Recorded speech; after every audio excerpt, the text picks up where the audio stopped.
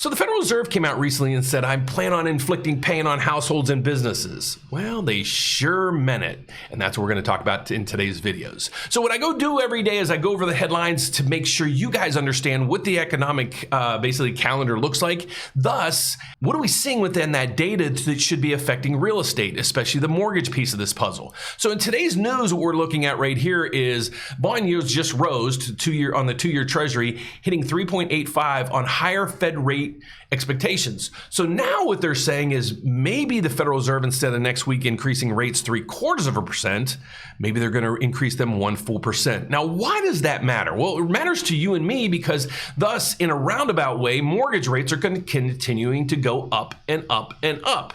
So even if we have a contraction in the housing market of say 10 or 15%, at these rates, it's going to make home affordability really, really difficult. So that's why we really focus in on the economy, what the Federal Reserve's doing, and the components of the economy that the Federal Reserve watches that makes their decision on should they do this or should they do that. So let's get over to the economic calendar to go over, is there any other news today that might be affecting the markets? So what we see in today's news, I'll put on my cheaters because I'm an old fella, is we saw yesterday the inflation numbers on the PPI came in and the crude oil inventories came in. I didn't do a report on this, but I'm loving this number. Crude oil inventories are up actually at 2.422 million in inventory. Back, the expectations were for 0.833, down though from 8 million from the previous month. But it's at least above expectations, which is good. Why is that? Well, because energy, especially fuel, oil, is a huge piece of our inflation mix. Okay, but the news I want to talk about today is right here.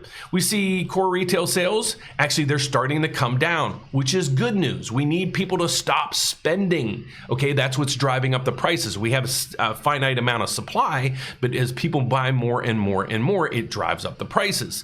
Initial jobless claims came in a little shy, which is good because remember, this is jobless claims. You're filing unemployment claims. This is the people that filed for the first time. So there's 213,000 people that filed. Expectations were 226, and it's right basically where we were last month. So no big adjustment there, but something that stands out here, again, the Sesame Street question. What number along this line right here just doesn't fit? Well, we have 6.2, 2.8, -9. Holy shnikes. Well, this is the manufacturing index. What is it? So let's go over to this component right here and to figure out what it is.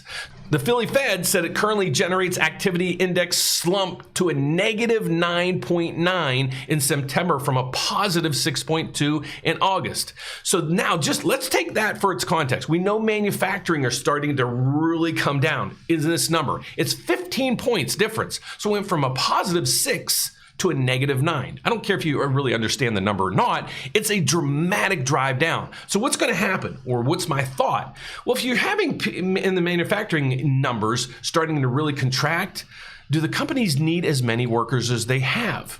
Maybe not. So will we see now massive layoffs? That is the only silver lining in our economy right now is employment. Okay, so what is this going to do for the manufacturing sector? We're only going to watch this to make sure we focus in on this number, because if massive layoffs start coming in, then we have major problems. And that actually, at that point, maybe all the commentators and media will say, yeah, we're in a recession.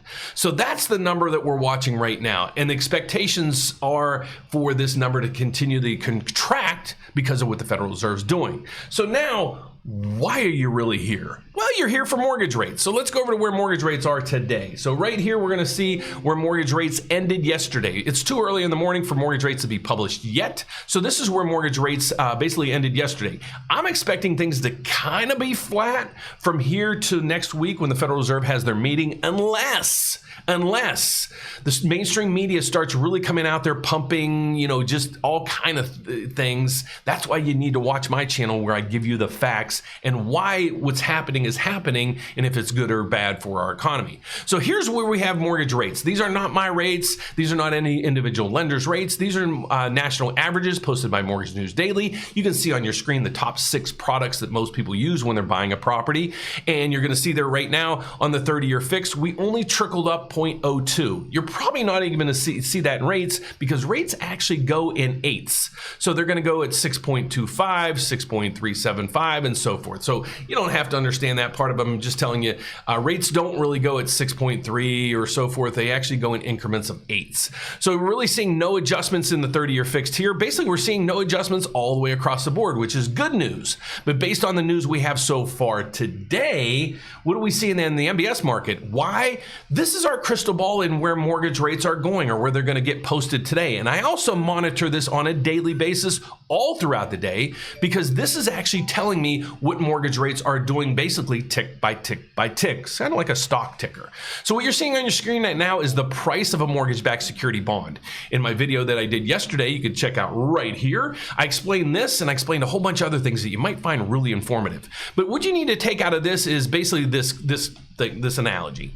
If this number, what you're seeing on your screen, is down, that means rates are going up. There's a flip-flop effect. We call it an inverse relationship. This number, the price of the bond, mortgage-backed security bond, if it goes down, rates are going up.